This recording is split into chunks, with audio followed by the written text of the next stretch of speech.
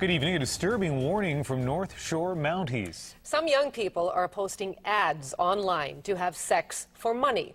Mi-Young Lee is live on the North Shore tonight with our top story. Mi-Young? Well, Gloria, school's out, and this is where you expect most teenagers to be, at the mall looking for a summer job. But RCMP in North Vancouver are reeling after they've discovered how some young girls here are making money. This is the image you would expect to see in the summer. Teenage girls having fun, shopping, texting, and hanging out with boys. But this is the image North Vancouver RCMP are dealing with. Craigslist postings advertising sex acts for money. But the women aren't women at all. They're teenage girls, local high school students. Police officers who deal with high-risk youth were made aware through counselors at some of our alternative schools that they felt some of their students were being sexually exploited by former students who were acting as pimps. RCMP say they have 11 active files and are looking to charge 4 pimps. They say these girls are victims.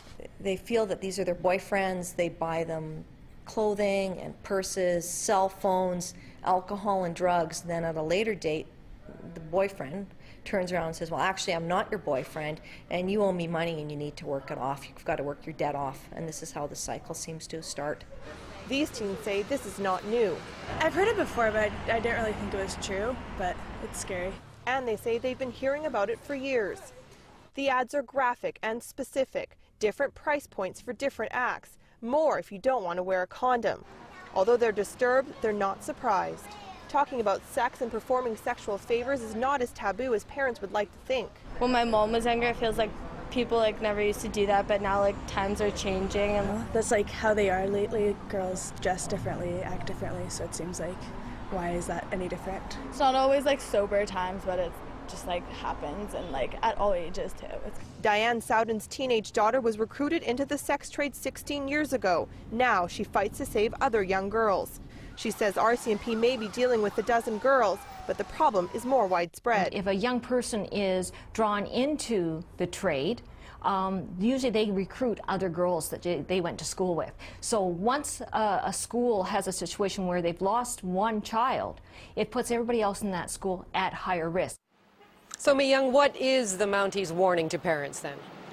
Well, first thing, Gloria, is that parents shouldn't be lulled into thinking this can't happen to their daughter. There is not one specific image or characteristic or stereotype, that these girls all come from very different backgrounds. Now, there are a few warning signs parents should look out for. Number one being truancy. Is your teenage daughter never home? And when they are at home, are they withdrawn and keep to themselves? As well, you want to look for any kind of new expensive goods they might be bringing home, new purses and cell phones, clothes, any kind of new toys that you don't know where they've got them from. As well, you want to, the big sign is drug use. A major consequence to this is a lot of girls turn to drugs. Now, the RCMP say one of the most difficult things they find is a lot of these parents don't know anything about computers, so educate yourselves about the internet and about computers, and it's okay to sit down with your teenage daughters and talk to them about this, as well as go through their computer patterns and to get more information from them.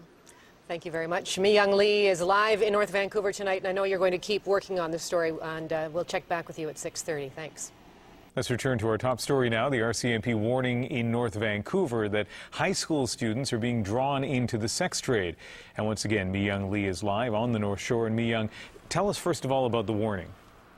Well, RCMP say that there are predators out there, young men in their 20s, luring and stalking young girls, teenage girls, into online prostitution. Right now, they have 11 active open cases that they're dealing with and have identified 4 suspected pimps. But they say there are more out there and more young girls being exploited right now. But they say they face huge challenges trying to get some of these young girls to come forward. We feel they're being intimidated, and if not outright threatened, there certainly is an air of intimidation, and they're very hard to interview because they do feel fear that something's going to happen for speaking to us. Now, Mi-Young, as I understand it, rumors had been swirling around these schools about this, but it seems so unbelievable that a lot of people ended up being surprised to find out this really was happening. That's true, Ian. RCMP first got wind of this last November when teachers at a local high school started hearing the rumors from students and alerted police. Now, every young teenage girl that I spoke to today said that this has been going on for years and this is nothing new. So RCMP have a huge challenge ahead of them. They're dealing with the internet, which also means it's viral and anonymous. So huge challenges here, and it could be more cases to come. Okay, thanks, Mi-Young Lee, live tonight on the North Shore.